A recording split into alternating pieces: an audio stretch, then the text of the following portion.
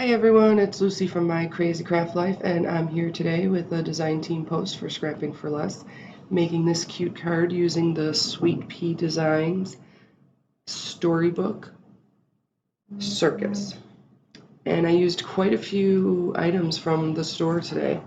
I used pink and Main Glossy Dots for the balls for the bear that they look like they're juggling, or he looks like he's juggling. I used the Lawn Fawn Really Rainbow 6x6 paper pad.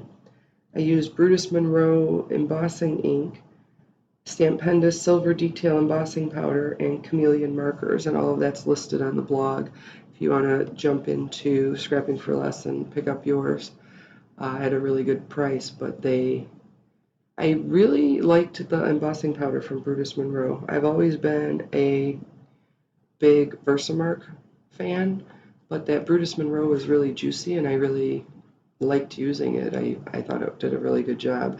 And then the detail silver embossing powder from Stampendous was really, it melted really quickly because it was so fine, and I really thought that worked out really well.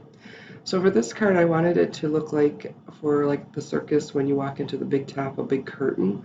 So I took a piece of the paper and I just on the back of it, I kind of created a little curtain look and just cut that out of the front. I used a red piece that had like red and pinkish stripes to it, and I thought that kind of looked cool for the curtain. I didn't want it too big. It's certainly not perfect, but for the card I think it works out perfectly. I used Chameleon Markers to color the images, and I didn't leave a lot of that in there because there was really nothing special. I colored all of the images that are part of the stamp set, but then I ended up not using the maestro there in the center, the girl, when I actually made the card. The card's a pretty simple card as far as it being put together. After I cut out the curtain, colored the images, I used pieces from the paper pad just to kind of create a background scene for like a floor and a wall. I used a piece of green and the yellow just to kind of make that. And then I cut the images out using my scan and cut. I just placed them around on the card. Like I said, there was nothing special about that, but I did pop up the curtain because I wanted to give that a little dimension, kind of like you were walking into the big top. And then the lion I also popped up, that's kind of at the center of the card. The stamp I actually used two of them. One says hip hip hooray, and then it says big top birthday wishes, and I used the embossing ink from Brutus Monroe and the embossing powder from Stampendous, which, like I said, I really liked both of them. I really liked the detail, the silver detail embossing powder and the Brutus Monroe embossing ink. They really worked well. The coloring that I did with the Chameleon Markers, like I said, really was not all of that interesting. I did some just real basic coloring. And when I initially stamped everything, I stamped the images on top of the little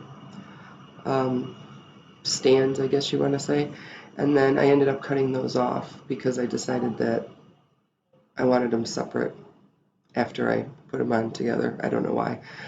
They had pieces that were, when I stamped them on top of it, it showed the white, and I didn't want that.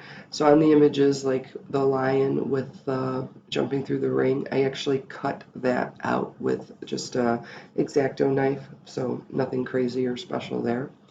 I popped up, like I said, the curtain and the lion, and that's really about it. I put it on a gray card base that I had just laying around. I used fun foam to pop up the curtain, and I used foam tape to pop up the lion. And the other images I just sat down there. Then for the bear with the juggling, I used the glossy dots, which I thought ended up being really cute. And that's about it. So I want to thank everyone for joining me, and I hope everyone has a great day.